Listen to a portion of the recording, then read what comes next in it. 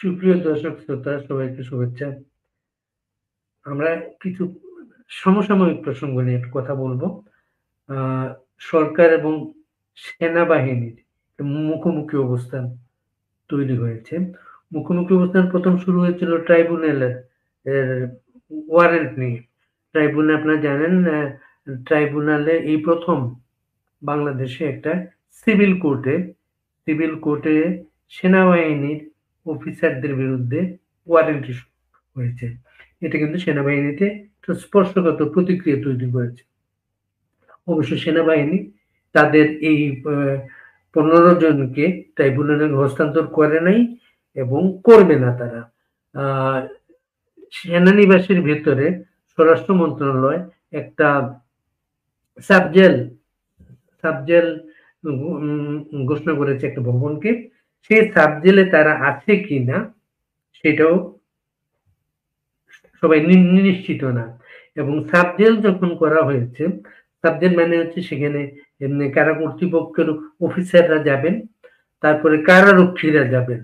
আমরা আজকে পর্যন্ত কারা কর্তৃপক্ষের অফিসার সেখানে গিয়েছেন বা কারারক্ষী গিয়েছেন সেটাও আমরা জানতে পারিনি। এই বিষয়টা নিয়ে অন্যদিকে যাওয়ার বড় একটা কারণ হচ্ছে শেখ হাসিনা, আওয়ামী লীগ সভানেত্রী শেখ হাসিনা, প্রধানমন্ত্রী শেখ হাসিনা, তিনি এই ইস্যুতে সেনাবাহিনীর পক্ষ নিয়েছেন এবং বলেছেন যে এটা সেনাবাহিনীকে অস্থিতিশীল করার ষড়যন্ত্র। তিনি প্রশ্ন তুলেছেন, এমন একজনও কি সাহসী অফিসার নেই, সাহসী মানুষ নেই, অফিসারটা বললে মানুষ নেই? এই বিষয়টা সরকারের লোকজন ভালোভাবে দেখছে না। প্লাস হচ্ছে এর আগে পুলিশের সাথে যে সম্পর্কটা, পুলিশে এখন সরকারের পুলিশ হিসেবে আওয়ামী লীগের নেতা কর্মীদের ধরছে, মারছে, যাই কিন্তু পুলিশের ভেতরে একটা সফট কর্নার আওয়ামী লীগের প্রতি আছে। সফট কর্নারটা এই কারণে, পুলিশ জানে, পুলিশের পরিবারের সদস্যরা জানে যে এই যে পুলিশ হত্যার যে ঘটনা ঘটেছে গত আন্দোলনের সময়, পুলিশ হত্যার যে বিচার হচ্ছে না, ইন্ডেমনিটি দেয়া হয়েছে, এতে করে পুলিশের ভিতরে একটা স্পর্শকাতর অবস্থা তৈরি হয়েছে। এই ইস্যুতে তারা জানে আওয়ামী লীগ তাদের পক্ষে, তারা পুলিশ হত্যার বিচার চায়। এই বিচারটা তারা নানা বক্তৃতায় বলছে, স্লোগানে বলছে, সামাজিক যোগাযোগ মাধ্যমে বলছেন। পুলিশের সঙ্গে একটা মানসিক নৈকট্য এই ইস্যুতে আওয়ামী লীগের নেতাকর্মীদের সঙ্গে এখন সেনাবাহিনী ইস্যুতে, সেনাবাহিনীর যে অন সার্ভিস অফিসারদের বিরুদ্ধে যে ওয়ারেন্ট ইস্যু করা হয়েছে, এটা আওয়ামী লীগের অবস্থানের কারণে এখানে আরেকটা নৈকট্য, এই দুটো নৈকট্যকে সরকারের লোকজন ভালোভাবে দেখছে না। তারেও আরেকটা ঘটনা ঘটে এর মাঝে, ভারতীয় গোয়েন্দাদের একটা দল বাংলাদেশ সফরে এসেছিলেন এবং তারা লালমনিরহাট গিয়েছিলেন।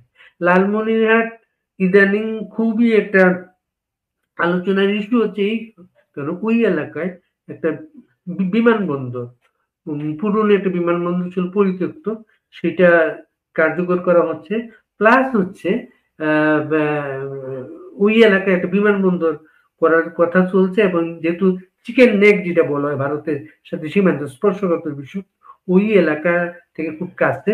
এবং পাকিস্তানি গোয়েন্দারাও বাংলাদেশে এসে ওই লালমনিরহাট সফর করেন এবং পাকিস্তানিরা এখনো আছেন বাংলাদেশে।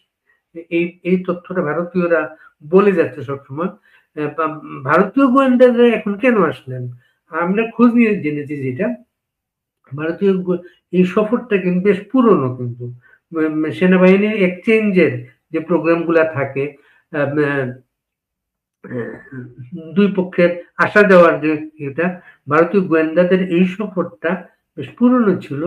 কিন্তু সেনাবাহিনীর কিছু মুরিদ আছেন বাইরে, তারা প্রশ্ন তুলেছেন যে এই সফরটা সেনাবাহিনী চাইলে এখন স্থগিত করলে মানে পিছিয়ে দিতে পারতো, এমন একটা বক্তব্য সেটা। সেনাবাহিনী কেন করলো না? এমনি জেনারেল ওয়াকার কে যেমন আওয়ামী লীগের লোকজন পছন্দ করে না, বিএনপির লোকজন বিএনপি না, ইউনূস সরকারের লোকজন পছন্দ করে না, তারা জেনারেল ওয়াকারকে সন্দেহ করে।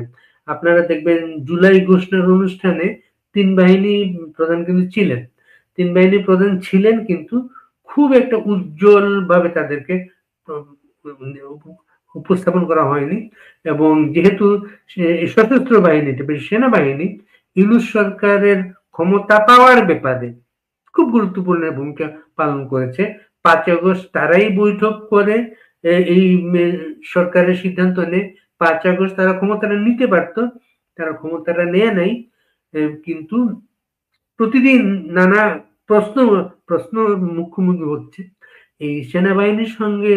এই যে সরকারের যে টানাপোড়েন সম্পর্ক এই মুহূর্তে, এই সম্পর্কের কারণে আপনারা খেয়াল করবেন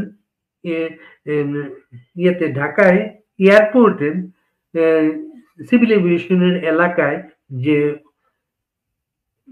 অকল্পনীয় একটা অগ্নিকাণ্ডের ঘটনা ঘটেছে, ওই সময় সেনাবাহিনী বা র্যাব বা এইসব কর্তৃপক্ষ খুব একটা তৎপর দেখা যায়নি। এবং এই সম্পর্কগুলা প্রতিদিন স্পর্শকাতর হচ্ছে আরেকটা কারণে। সেনাবাহিনী প্রধানের রাওয়া ক্লাবের সর্বশেষ গত বছর বক্তৃতায় যে ছিল, যেটা তাদের যে এর আগে রয়টার্স ইন্টারভিউ দিচ্ছে সেনাবাহিনী প্রধান, তার ইন্টারভিউতে ছিল এই ডিসেম্বরের মধ্যে, 2025 চলছে, এই ডিসেম্বরের মধ্যে ইলেকশন হবে সেটা। ইউনূস কিন্তু এই যে থাকেন নাই, ফেব্রুয়ারিতে এখন বলা হচ্ছে ফেব্রুয়ারি ইলেকশনও সেনা প্রধান এটা মেনে নিয়ে বলেছিলেন রাওয়ালপিন্ডির বক্তৃতায়, ফেব্রুয়ারিতে যাতে ইলেকশনটা হয় এবং তারা মার্চে যাতে ব্যারাকে ফিরে যেতে পারেন। কিন্তু এখন তারা বুঝতে পারছেন ইলেকশনটা হচ্ছে না, ইলেকশন আসলে ইউনূস চান না এবং আরো শরিক যারা জামাত ইসলামী চায় না, তারপরে হচ্ছে এনসিপি চায় না।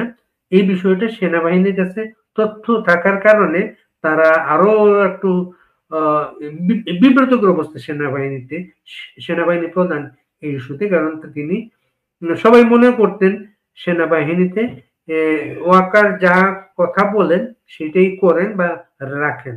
ওয়াকারের কথা তো ইউনূস রাখেন নাই এবং সম্ভবত রাখছেন না। এই যে বিএনপি ইলেকশনের জন্য খুব মুড়িয়ে এখন পর্যন্ত বিএনপি তারা ইলেকশনটা চায়, জুলাই ঘোষণায় যাতে সবাই স্বাক্ষর করে, এটা নিয়ে বিএনপির একটা তৎপরতা ছিল, খুব ঘনিষ্ঠ তৎপরতা ছিল। কিন্তু সেখানে যে ঘটনাগুলো ঘটেছে, সে যে ঘটনা জুলাই যোদ্ধাদের সাথে পুলিশের যে সংঘাতের ঘটনাগুলো ঘটেছে, এই বিষয়গুলা খুবই সেন্সিটিভ একটা বিষয়, বিএনপি ভালোভাবে নেয় নাই। কিন্তু তথ্য যা বেরিয়ে আসছে, যেটা পুরোটা একটা আয়োজনকৃত ছিল, এমনও চিন্তা ছিল সেখানে আরো ভালোভাবে তাকে মারধর করা হবে, অনুষ্ঠানটা যে পণ্ড হয়ে যায় বা কিন্তু বিএনপির কারণে সেনাবাহিনীর ইচ্ছার কারণে সেটা পণ্ড করা যায় নাই এবং বিএনপি সেই ঘটনাটাকে বাংলাদেশে এখন তো খুব প্রচলিত একটা ব্যাপার, যেকোনো ক্যান্টনমেন্টের আগুনও আওয়ামী লীগ বলা হচ্ছে, সংসদ ভবনের এখানে মারামারি যেটা হলো সেটাও আওয়ামী লীগ বলা হচ্ছে। এই যে সালাউদ্দিন বিএনপির যে খুব প্রভাবশালী নেতা এই মুহূর্তে, সালাউদ্দিন এই ঘটনাটাকে ফ্যাসিস্টদের দোসর বলেছে, জুলাই যোদ্ধা যাদেরকে। এটা নিয়ে একটা সেন্সিটিভ তর্ক তৈরি হয়েছে। এনসিপির নেতা নাহিদ এর নিন্দা করে বলেছেন সালাউদ্দিন যেহেতু আন্দোলনের সময় এখানে ছিলেন না, বিদেশে ছিলেন, ভারতে ছিলেন, কাজেই উনি জুলাই যোদ্ধাদের চেনেন না এই বিষয়ে। এবং সালাউদ্দিনকে এটা ক্ষমা চাইতে বলা হয়েছে। বিষয়টা বিএনপির মধ্যে একটা স্পর্শকাতর প্রতিক্রিয়া তৈরি করেছে। তিনি এই যে ক্ষমা চাইতে বলা হয়েছে এটাকে ওয়েলকাম করেছেন তিনি। এনসিপির সাথে আর একটা সমস্যা তৈরি হয় এনসিপি এই যে জুলাই সনদে স্বাক্ষর করতে চায়নি। জুলাই সনদটা যাদের দাবির ভিত্তিতে তারাই সেখানে স্বাক্ষর করতে যায়নি। স্বাক্ষর করতে যায়নি, জামাত যাবে না তারা জানতো, জামাত গিয়েছে। এটাকে কিন্তু এনসিপি এবং জামাত দুই পক্ষের মধ্যে আরেকটা বাদ প্রতিবাদ তৈরি করেছে। এনসিপি বলেছে, এনসিপির নেতা নাহিদ এই ঘটনাটাকে বলেছে যে এই যে জামাতের এই আন্দোলন পিয়ার একটা উচ্চ কক্ষ যেটা চিন্তা করা হচ্ছে, পিয়ার নিয়ে জামাতের যে আন্দোলন এটা প্রতারণা ছাড়া কিছু নয়। আর জামাত নাহিদের এই বক্তব্যকে সমালোচনা করে বলছে বালখিল্য স্বরূপ বক্তব্য বলেছে। আপনি একটু শেয়ার করি, আপনারা সবাই নিশ্চয় পড়েছেন যে তার চোখে নাহিদ এটা বলেছে, জামাতে ইসলামের কথিত সংখ্যানুপাতিক প্রতিনিধিত্বের আন্দোলন একটি সুচিন্তিত রাজনৈতিক প্রতারণা ছাড়া আর কিছু নয়। নাহিদ একটা ফেসবুক পোস্টে এই কথাটা লিখেছে, ঐক্যমত্য কমিশনের সংস্কার প্রক্রিয়া এবং জাতীয় সংলাপকে গণঅভ্যুত্থানের আলোকে সংবিধান ও রাষ্ট্র পুনর্গঠনের প্রকৃত প্রশ্ন থেকে ভিন্ন দিকে সরিয়ে নেওয়ার লক্ষ্যে পরিকল্পিতভাবে পিয়ার আন্দোলনটা করা হয়েছিল। এবং জামাত এই যে নাহিদের বক্তব্য, নাহিদের বক্তব্যকে জামাত ভিন্নভাবে ক্ষিপ্ত একটা প্রতিক্রিয়া দেখিয়েছে। দেখানো সত্ত্বেও জামাত যেটা বলেছে, নাহিদের এর কাছ থেকে এ ধরনের বালতুল্য বক্তব্য জাতি আশা করে না। জামাতের বিবৃতি দেওয়া হচ্ছে কালকে, এই বিবৃতিতে জামাতের এহসানুল বলেছেন, সামাজিক যোগাযোগ মাধ্যম ফেসবুক স্ট্যাটাসে জাতীয় নাগরিক কমিটির আহ্বায়ক নাহিদ ইসলাম বাংলাদেশ জামাতে ইসলামের অন্যতম দাবি পিয়ার পদ্ধতি সমালোচনা যে বক্তব্য দিয়েছে তা অস্পষ্ট ও বিভ্রান্তিকর। এবং এই যে বাদানুবাদ, এই বাদানুবাদটা আবার পাতানো কিনা সেই প্রশ্নও আসে। কারণটা হচ্ছে জামাতকে এনসিপি তো কোনো দল হয়ে উঠে নাই, জামাত মূলত শেল্টারে এমনকি এনসিপির কোনো সমাবেশ করতো জামাতের ম্যান পাওয়ার সাপ্লাই দেওয়া লাগে, জামাত যদি লোকজন দেয় তাদের সমাবেশের লোক হয় সেটা। এবং এনসিপি এই ইস্যুতে যে বাদানুবাদটা করে ঝগড়াঝাটি চলতে থাকুক, দুটা মনের দিক থেকে ইলেকশন চায় না সেটা। ইলেকশনে আরেকটা বিষয় নির্বাচন কমিশনের সাথে এনসিপির দ্বন্দ্ব। এনসিপি শুরু থেকে বলে আসছে যে তাদেরকে শাপলা প্রতীক দিতে হবে। নির্বাচন কমিশন গতকালকেও বলেছে শাপলা প্রতীক তারা দেবে না, শাপলা প্রতীক তাদের প্রতীক তালিকায় নেই। এটাকেও কিন্তু আরোপিত একটা বিষয় মনে করা হচ্ছে, কারণ এই দ্বন্দ্বটা যদি চলতে থাকে, এনসিপির ঘোষণা আছে শাপলা না দিলে ইলেকশন করতে দেবে না, তারা আন্দোলন করবে, তাই ইলেকশন তো করবে না, ইলেকশন প্রতিহত করবে। কালকে জামাতে এনসিপির হাসনাত আবদুল্লাহ তো নির্বাচন কমিশনের কর্মকর্তাদের বলেছেন তারা তাদের আসলে রিমোট কন্ট্রোল অন্য জায়গা থেকে আদেশ আসে সেইভাবে ইয়ে করা হয়। শাপলা প্রতীকের ব্যাপারে নির্বাচন কমিশনের বক্তব্যটা হচ্ছে, শাপলা তো আমাদের জাতীয় ফুল, ওই হিসাবে জাতীয় পাখি দোয়েল এই ইলেকশন প্রতীকে নাই এবং এই কথা বলছেন, কিন্তু প্রতীক তালিকায় নাই। কিন্তু মনে করেন আপনি কাদের সিদ্দিকীর গামছা প্রতীক নিশ্চয় কিন্তু নির্বাচন কমিশনের তালিকায় ছিল না, কিন্তু গামছা প্রতীকের ব্যবস্থা করা হয়েছে। এখন ইলেকশন যদি সিরিয়াস হয়, সে ইলেকশনের ব্যাপারে ইলেকশন কমিশন এইটা তো জেদ ধরার কথা না, ইলেকশন যাতে হয় সেটা ইয়ে করা হয়। ইলেকশন কমিশনের জেদ ধরে আছে, এনসিপিও জেদ ধরে আছে, মানে কোনো পক্ষে আসলে ইলেকশনটা চায় না। এটাই হচ্ছে বক্তব্য। এখন এই যে ইয়ার সাথে যে এনসিপির সাথে যে না গভর্নমেন্টের সাথে সেনাবাহিনীর সাথে ট্রাইব্যুনাল ইস্যুতে সমস্যাটা তৈরি হলো, এটা কিন্তু ট্রাইব্যুনাল আবার যে সমস্যা যিনি তৈরি করেছেন তাজুল, যুদ্ধাপরাধীদের উকিল হচ্ছেন তাজুল। তাজুল হচ্ছেন জামাতের প্রোডাক্ট, জামাতের লোক। এবং ট্রাইব্যুনালে যারা ট্রাইব্যুনালের যে ম্যান পাওয়ার, বিচারক সবাই কিন্তু জামাত মনা, কিন্তু এরা এদের মূল টার্গেটটা হচ্ছে শেখ হাসিনা এই ট্রাইব্যুনালে যুদ্ধাপরাধীদের ফাঁসির ব্যবস্থা করেছিলেন, তারা এখানে প্রতিশোধ নিতে শেখ হাসিনা ফাঁসির ব্যবস্থা করতেছে। তারা তারা মোটামুটি তাদের মতো করে চলছিল। সেনাবাহিনীর গায়ে হাত দিয়ে তারা একটু গোলমাল করে ফেলেছে। সেনাবাহিনী হচ্ছে বিশেষ করে 15 জন ইন সার্ভিস অফিসার যারা, তাদেরকে সরাসরি সরাসরি ওয়ারেন্ট ইস্যু করা হয়েছে। আরো একটা বিষয়, আইনটা সংশোধন করা হয়েছে।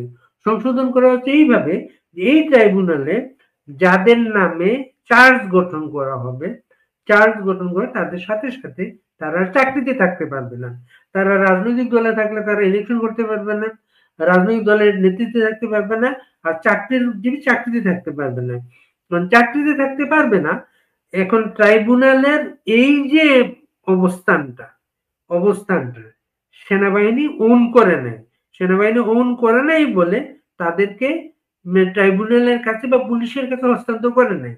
ওয়ারেন্ট হইলে কি হয়, ওয়ারেন্ট হওয়ার পরে একটা মানুষকে বাড়িতে যায়, পুলিশ ওয়ারেন্টটা তামিল করতে, তাকে ধরতে যায়, অ্যারেস্ট করতে যায়। পুলিশ আমার বুদ্ধিমান, এমনি সেনাবাহিনী প্রেস কনফারেন্স করে বলেছে এই যে কোনো ওয়ারেন্ট তারা পায় নাই, তারা টেলিভিশন স্ক্রলে দেখেছে, সামাজিক যোগাযোগের মাধ্যমে দেখেছে। এটাকে দেখেই তারা একটা হেফাজতের ব্যবস্থা করেছে। হেফাজতের ব্যবস্থা তারা বলার পরে স্বরাষ্ট্র মন্ত্রণালয় তাদের সাথে আলাপ করে সেখানে একটা ভবনকে, অফিসার্স মেসের একটা অংশকে সাবজেল ঘোষণা করা হয়েছে। সাবজেল ঘোষণা করা হয়েছে, তারা সেখানে থাকেন কিনা কেউ জানেন না। সেটা বলা হয়েছে তারা পরিবারের সঙ্গে ডিটাচড অথবা সম্পর্ক কম, এমন একটা ধারণা দেওয়া হয়েছে। কিন্তু এখানে সাবজেক্ট যদি ঘোষণা করা হয়, সেখানে যদি তারা থাকেন, তাহলে তো আপনার সাবজেলের কারা কর্মকর্তা যাওয়ার কথা, কারারক্ষী যাওয়ার কথা, কিন্তু এরা কেউ সেখানে যান নাই। কিন্তু সেনাবাহিনীর বর্তমান অবস্থা যেটা, তারা তাদের কাস্টডির আইনটা এরকম, মনে করে একজন মেজর পদমর্যাদা, তিনি যখন অ্যাটাচ হবেন এই ধরনের মামলায় পড়ে, তখন তার দেখভালের জন্য মেজর পর্যায়ের একজন কর্মকর্তা তার সঙ্গে থাকে। সেনাবাহিনীতে এরকম। তো আমাদের আইনের সাথে সিভিল লোর সাথে সাংঘর্ষিক যে জায়গাটা, সিভিল লোতে একজন ওয়ারেন্ট ইস্যু হলে তাকে গ্রেপ্তার করে 24 ঘন্টার মধ্যে আদালতে হাজির করতে হবে। আর সেনাবাহিনীর আইন হচ্ছে 48 ঘন্টার মধ্যে। 24 ঘন্টা, 48 ঘন্টা, এগুলো বেশ কয়েকদিন। 13 তারিখের ঘটনা কিন্তু এটা, আজকে 20 তারিখ, আজকে 1 সপ্তাহ হয়ে গেছে। এখন স্পর্শকাতর 22-23 তারিখ, যে তারিখের মধ্যে তাদেরকে ট্রাইব্যুনালে হাজির করে, তখন বোঝা যাবে আসল পরিস্থিতিটা কি। তখন আসল পরিস্থিতি যাই হোক, এই বিষয়টা কিন্তু সেনাবাহিনীতে খুবই একটা প্রতিক্রিয়া তৈরি করেছে। সেনাবাহিনীর লোকজন কেউ ভালোভাবে নেন নাই। সেনাবাহিনী এমনকি এখানে যে যারা চাকরিতে নাই তাদেরকেও কিন্তু সেনাবাহিনী প্রেস কনফারেন্স করে বলেছে আপনারা আমাদের এখানে আসতে পারেন, আমাদের সার্ভিসটা নিতে পারেন। মানে তাদেরকেও বলা হচ্ছে আপনারা পুলিশের এখানে যাবেন না, আপনারা জেলখানে যাবেন না, আপনারা আমাদের এখানে থাকবেন। এই দ্বন্দ্বটা কিন্তু নানামুখী একটা পরিস্থিতি তৈরি করেছে। এই কারণে সেনাবাহিনী এখন এই কর্মকর্তাদের ব্যাপারে একটা অবস্থান নিল, এবং এমনকি সেনাবাহিনীর অবসরপ্রাপ্ত কর্মকর্তা, এই মামলায় 26 জন সেনাবাহিনীর লোক ইন সার্ভিস এবং রিটায়ার্ড 26 জন, 26 জনের ব্যাপারে একটা অবস্থান নিল, কিন্তু 5ই আগস্টের পরে জিয়াউল হাসান হাসান বলে একজন আলোচিত কর্মকর্তা, তিনি সেনাবাহিনীর যারা গ্রেপ্তার হয়েছেন তারা তো কারাগারে গিয়েছেন, তাদের তাদের জন্য এই ব্যবস্থা নেওয়া হয়নি। এখন এই বিষয়টা কোথায় গিয়ে দাঁড়াবে, এটা নিয়ে নানা জল্পনা কল্পনা আছে। নতুন মেরুকরণ তৈরি করেছে শেখ হাসিনার সমর্থনটা। শেখ হাসিনা এটাকে খুবই, শেখ হাসিনা যে অনলাইনে বক্তৃতা দেন, এই বক্তৃতায় তিনি এটাকে নিয়ে খুবই আউটবাস্ট করেছেন। তিনি আউটবাস্ট করেছেন এই কারণে, তিনি দেখাচ্ছেন যে বাংলাদেশ সেনাবাহিনী, আমাদের তো পুলিশ বাহিনীকে ভেঙে দেওয়া হয়েছে, পুলিশ বাহিনীর কোনো মরাল অবস্থানটা নাই, পুলিশ কোথাও যেতে চায় না, ভয় পায়, সেনাবাহিনীটাকে ভেঙে দেওয়ার ব্যবস্থা। এটাকে শেখ হাসিনার এই বক্তব্যের পরে যে একজনও কি সাহসী মানুষ নাই, তিনি একটা প্রতিবাদ চাচ্ছেন। এই প্রতিবাদটা কি তৈরি হচ্ছে, সেটা কিন্তু আলোচনায় আসছে। কারণ এখন গত এই ঘটনার পর থেকে, সরকারের সঙ্গে সেনাবাহিনীর একটা দূরত্ব তৈরি হয়েছে। এই ঘটনার পরে সেনাবাহিনী যে প্রেস কনফারেন্স করেছে, সেই প্রেস কনফারেন্সে বলা হচ্ছিল সেনাবাহিনী আগামী নির্বাচনে তাদের দায়িত্ব পালনের জন্য প্রস্তুত হচ্ছে, এবং এটার জন্য প্রশিক্ষণ তো শুরু হয়ে গিয়েছিল। ইলেকশনে সেনাবাহিনী কি করবে, কিভাবে করবে, তৈরি হয়ে গেছিল। কিন্তু এই ঘটনাটার পরে সেখানেও একটা শৈথিল্য এসেছে, সেই প্রশিক্ষণের শৈথিল্য এসেছে, এবং সেনাবাহিনী হয়তো দায়িত্বে থাকবে, খুব আন্তরিকভাবে থাকবে না, কিন্তু আন্তরিকভাবে থাকবে না। এই বিষয়টা টের পেয়েছে বিএনপি।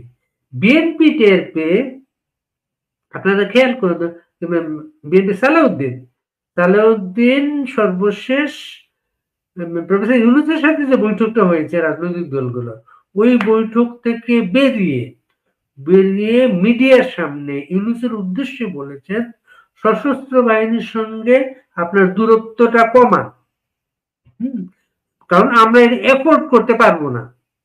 বিএনপির মাঝে একটা ভয় ঢুকেছে, এই পরিস্থিতির কারণে ইলেকশনের সমস্যা হতে পারে, যে ইলেকশনটা তারা চায়।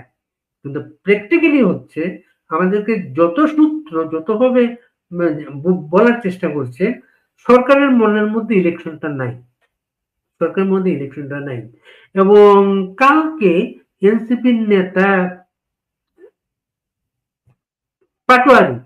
পাটোয়ারি বলে ফেলেছেন, দেশে এই যে আগুন লাগছে, নানা কিছু ঘটছে নানা জায়গায়, দেশে নিরাপত্তার সমস্যা, এখন ইলেকশনের কোনো পরিবেশ নাই, পাটোয়ারি বলতে শুরু করেছেন।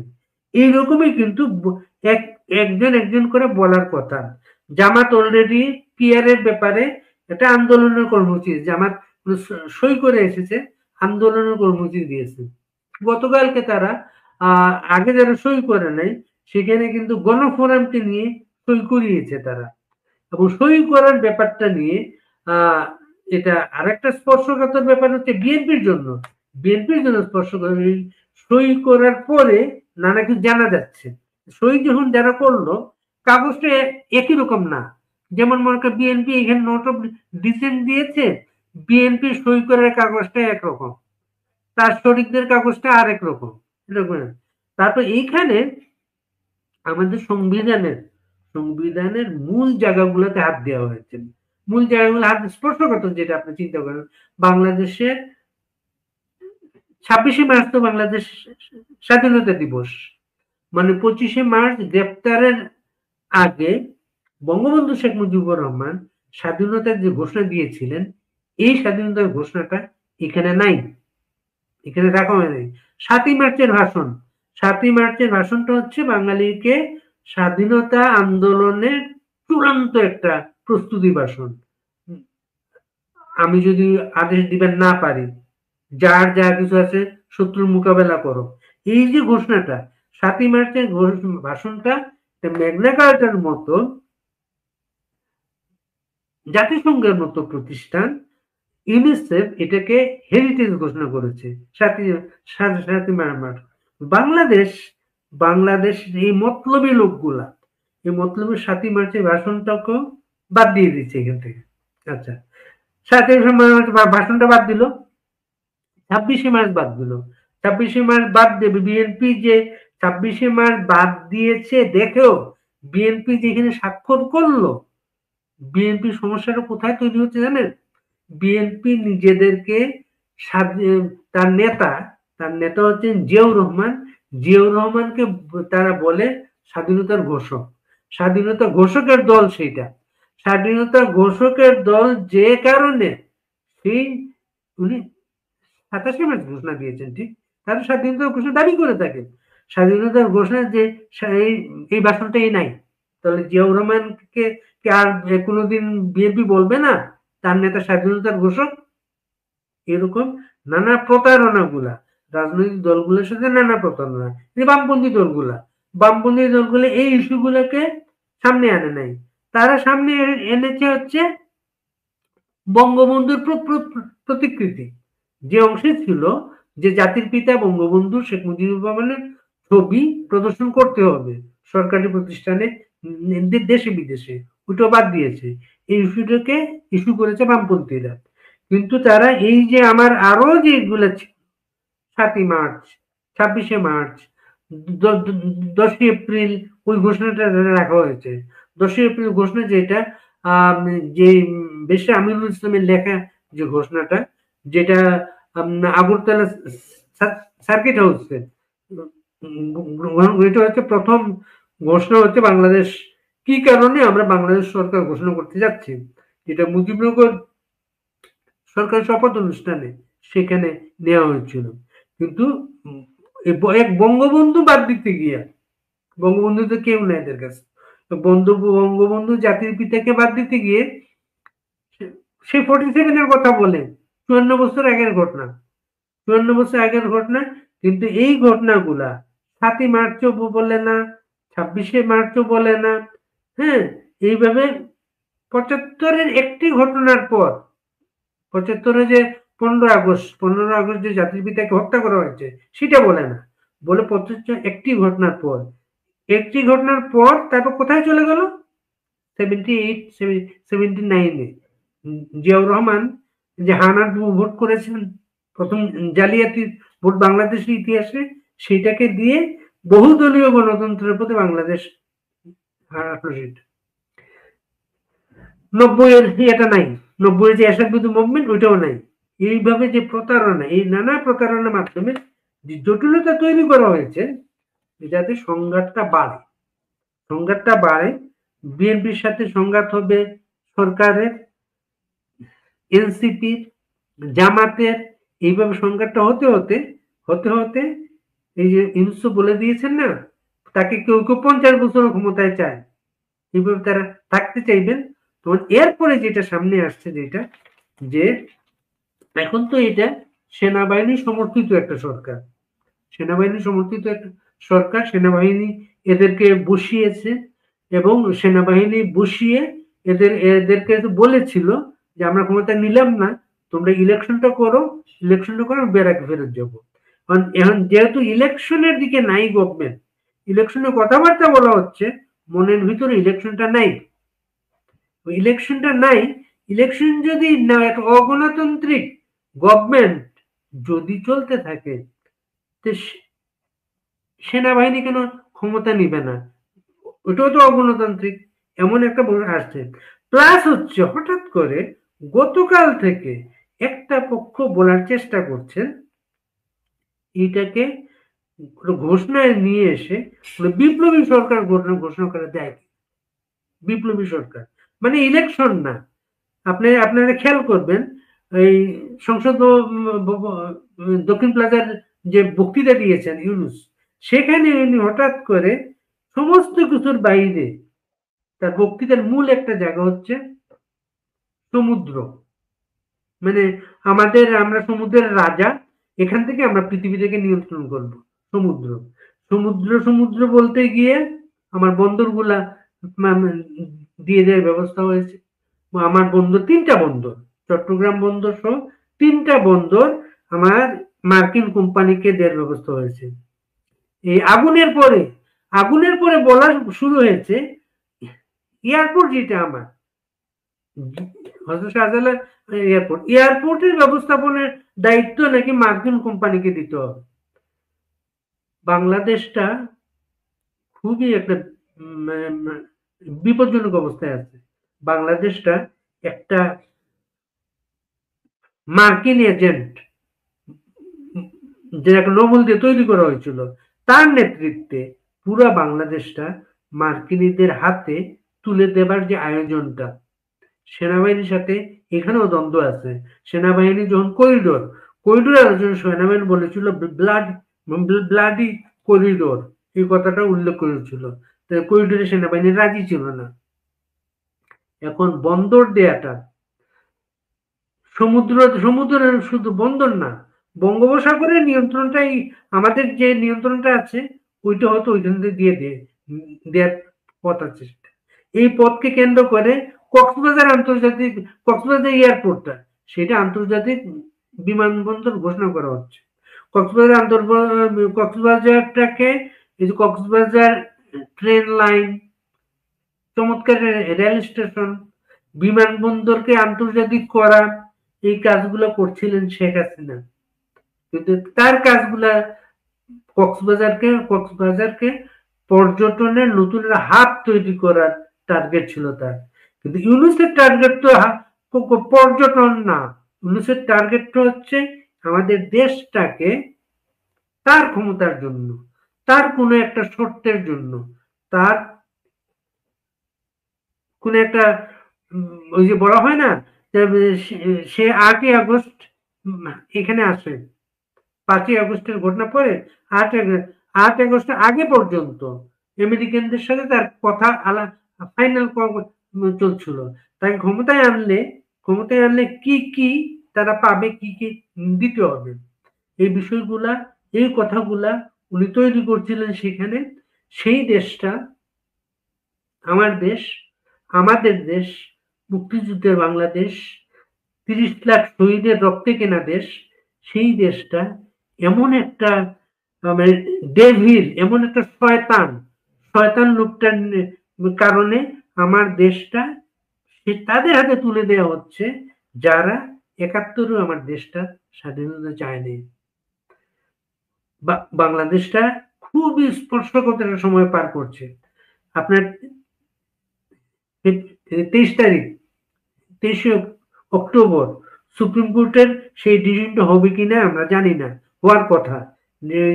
তত্ত্বাবধায়ক সরকারের যে পেন্ডিং রায়, যে তত্ত্বাবধায়ক ফেরত আনার পেন্ডিং রায়টা 23শে অক্টোবর ঘোষণা করার কথা। তত্ত্বাবধায়ক সরকার যদি ঘোষণা করা হয়, তত্ত্বাবধায়ক সরকার, নতুন সরকার আসবে না ইউনুস নিজেকে ওখানে অ্যাকোমোডেট করার চেষ্টা করবে, এটাও একটা বড় প্রশ্ন। বাংলাদেশ কিন্তু ইলেকশনের দিকে যাচ্ছে না, বাংলাদেশ যাচ্ছে না। আপনারা হঠাৎ করে আপনি দেখলেন এই যে জুলাই ঘোষণার পরে একাধিক ইউরোপীয় ইউনিয়নের লোকজন বেশ প্রশংসা করে একটা বক্তব্য দিয়েছেন যে বাংলাদেশে নতুন একটা যুগে প্রবেশ করলো। এই লোকগুলাই কিন্তু সাবের হোসেন চৌধুরীর কাছে গিয়েছিল একটা আওয়ামী লীগ বানাতে, একটা অন্য আওয়ামী লীগ। সাবের হোসেন রাজি হন নাই, রাজি না হওয়ার কারণে দুদক তার বিরুদ্ধে মামলা করেছে। মামলা সাবের হোসেন তার মিসেসের জন্য। বাংলাদেশের মামলাগুলো এমন ভাবে তৈরি হচ্ছে, বাংলাদেশের রাজনৈতিক ভবিষ্যৎটা এমন ভাবে তৈরি হচ্ছে। বাংলাদেশ একটা প্রতারকের পাল্লায় পড়েছে, প্রতারকের পাল্লায় এনসিপিউ আজকে একটা প্রতারিতদের কপাল, তাদের কপালেও চিন্তার ভাগ। আপনারা দেখেন মাহফুজ কোথাও নাই। 1 বছর আগে যে মাহফুজ ছিল মাস্টার মাইন্ড, মাহফুজ আজকে আউট, মাস্টার মাইন্ডের কোনো খবর নাই। এনসিপি, জামাতের শিবিরের যে ইলেকশন জয়, যে ব্যবস্থাপনাগুলা তারা করতে পেরেছেন। সেই ব্যবস্থাপনার পরে এতদিন বিএনপির দয়া চাইতে হচ্ছে জামাত। জামাত বাংলাদেশ রাজনীতি এসছে জিয়াউর রহমানের মাধ্যমে, বিএনপির দয়ার মাধ্যমে। স্বাধীনতার পরে এই দলটাকে, এই ধর্মভিত্তিক দলগুলাকে, সব দলগুলোকে নিষিদ্ধ করা হয়েছিল। জিয়াউর রহমান এদেরকে রাজনীতি ফেরত আনেন এবং এতদিন বিএনপির অনুগ্রহে জামাত, বিএনপি সিট দিলে জামাত 18-20টা আসন জিতত তারা সবসময়। এবং সর্বশেষ 2018 সালের নির্বাচনে জামাতের নিবন্ধন না থাকার কারণে জামাতকে বিএনপি 30টা আসন দিয়েছিল, যারা ধানের শীষে ইলেকশন করছিল। আজকের পরিস্থিতি হচ্ছে বিএনপিকে অনুগ্রহ করতে চায় জামাত, অনুগ্রহ করতে, বিএনপিকে দয়া করতে চায় জামাত। এবং ডাকসু, চাকসু, রাকসু, জাকসু এই ইলেকশন গুলার পরে জামাতের আমির বলতে শুরু করেছেন, মানে জাতীয় ইলেকশনও এরকম একটা ইলেকশন হবে না, তারা ক্ষমতায় যাবে, তারা ক্ষমতায় যাবেন। বিএনপি এগুলার চাইতে বিএনপি মনোযোগ দিয়েছে হচ্ছে বুলেট প্রুফ গাড়িতে, বুলেট প্রুফ গাড়ি মনোযোগ দিয়েছে। তারা দুটো গাড়ির অনুমোদন পেয়েছে। এই বুলেট প্রুফের ভয়টা তাদের, তাদের ভয়টা, তাদের নিরাপত্তার ভয়টা তাদের অপরাধ গুলার কারণে। কারণ তারা শেখ হাসিনাকে যেদিন মারতে চেয়েছিল, শেখ হাসিনাকে 21শে আগস্ট গ্রেনেড হামলায় যেদিন মারতে পারলো না, যখন আওয়ামী লীগের নেতারা অবিশ্বাস্য একটা মানব ঢাল তৈরি করে শেখ হাসিনার জীবন রক্ষা করলেন, তারপরে শেখ হাসিনার গাড়িতে হামলা করলো তারা। কিন্তু সেই দিনে সেই গাড়িটা বুলেট প্রুফ থাকার কারণে গাড়িতে গুলি করে মারতে পারেনি শেখ হাসিনাকে। সেই পাপগুলোর কথা তারা জানে তো, তারা সেই নিরাপত্তার অভাবে তারা এখন বুলেট প্রুফ গাড়ি ছাড়া তারা রাস্তায় নামবে না। দুটো বুলেট প্রুফ গাড়ির পারমিশন পেয়েছে। তারা হয়তো এই নিরাপত্তার কথাই ভাবছে, আর জামাত ভাবছে ক্ষমতার নিরাপত্তার কথা। জামাত তখনই ইলেকশন চাই দেশে যখন সে ক্ষমতায় যেতে পারবে। এর আগে পর্যন্ত জামাত ইলেকশন ঠেকিয়ে রাখতে চাইবে, এনসিপি ইলেকশনটা ঠেকিয়ে রাখতে চাইবে। ইউনূস তো ইলেকশন না হলে ওনাকে তো 50 বছর লোকজন চায়। আগামী সপ্তাহ আমরা খেয়াল করব, আমরা প্রতিদিন খেয়াল করব। কালকে, আগামীকাল মঙ্গল, বুধ, বৃহস্পতি আমরা অনেকগুলো আয়োজন করব। এই প্রশ্নগুলা আমরা আরো অনেকগুলো গেস্ট নিয়ে আসবো, তাদের মাধ্যমে আমরা আরেকটা সম্পর্ক আমাদের তৈরি হয়েছে। যে কর্মকর্তারা, যে সামরিক বাহিনীর যেসব কর্মকর্তা এই পরিস্থিতির পড়েছেন, তাদের পরিবার, কোনো পরিবারের সঙ্গে আমাদের যোগাযোগ তৈরি হয়েছে। তারা কিভাবে কথা বলতে পারবেন আমরা কোনো নিশ্চিত না। তারা যদি সরাসরি কথা বলতে না পারেন, তাদের তথ্যগুলা আমরা দেওয়ার চেষ্টা করব। সবাই ভালো থাকবেন।